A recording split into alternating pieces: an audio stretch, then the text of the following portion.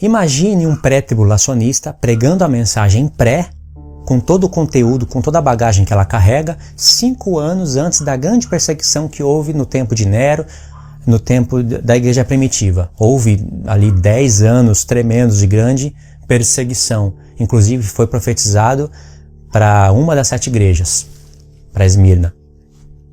Imagine um pré-tribulacionista 5 anos antes pregando ali que a igreja não vai ser livrado da grande tribulação. É claro que tempo da grande tribulação é um tempo. O que aconteceu com a igreja primitiva em relação à perseguição é outro tempo, mas ser perseguido e mortos do jeito que eles morreram, ali é grande tribulação para qualquer um.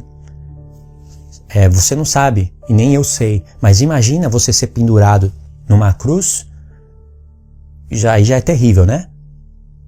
Ser queimado vivo até a morte, por não negar o nome do Senhor Jesus. Ah, mas como não era o tempo da grande tribulação, não é válido. Você tem essa mente podre? Eles sofreram.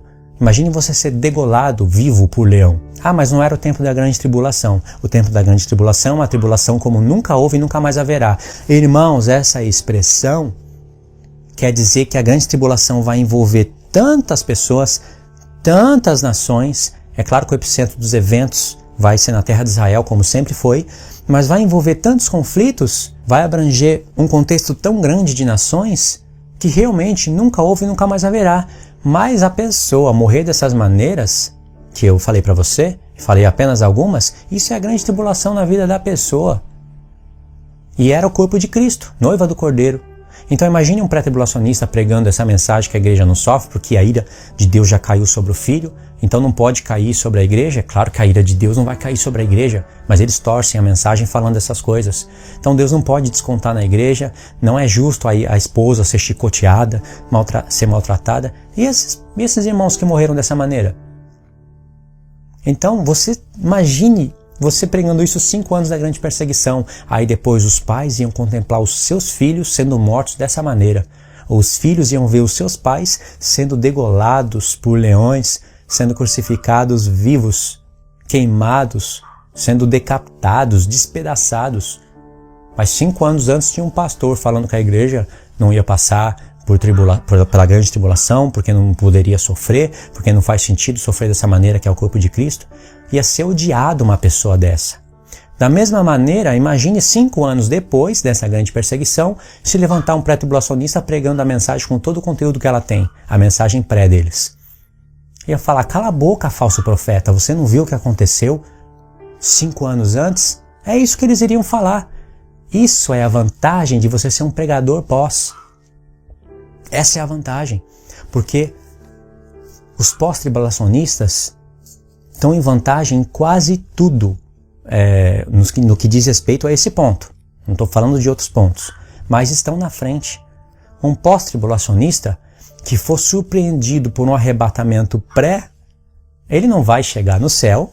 Algumas coisas não vão acontecer com os pós-tribulacionistas que estiverem vivendo em santidade e forem surpreendidos pelo arrebatamento pré. Eles não vão chegar no céu e reivindicar a sua volta para a terra, falando, não, eu sempre acreditei que eu ia passar pela grande tribulação, eu esperava mais a subida do anticristo do inferno do que a sua vinda do céu, Senhor Jesus. Então eu quero voltar para a terra. Eu estou usando as palavras do pastor Nathan Rufino, essa zombaria de palavras. Tem cristão que espera mais a subida do anticristo do inferno do que a vinda do Senhor Jesus do céu. E a igreja, glória a Deus, amém, aleluia. Por causa de uma besteira dessa falada, quem é o pós-tribulacionista que aguarda mais a vinda do anticristo do inferno do que a subida do anticristo do inferno do que a vinda do Senhor Jesus do céu? Palavras que não edificam a igreja, só criam zombarias. Ninguém aguarda mais anticristo do que Cristo. Então a pessoa não vai querer voltar para a terra para ficar na grande tribulação. Outra coisa que não vai acontecer, o Senhor Jesus vai reunir os pós-tribulacionistas que estavam vivendo em santidade e vai falar, vocês estavam vivendo em santidade, mas como vocês sempre ensinaram que a igreja ia passar pela grande tribulação e não foi assim, volta para a terra. Isso não vai acontecer. Mas o que vai acontecer com os que sempre pensaram que não vão sofrer grande tribulação? O que vai acontecer com as pessoas que ensinaram isso até o fim, mesmo vendo várias mensagens pós-tribulacionistas, várias questões que eles não respondem? O que vai acontecer? Estão preparadas para a grande tribulação? Quando der de cara com o falso profeta, quando der de cara com a morte, o que vai acontecer?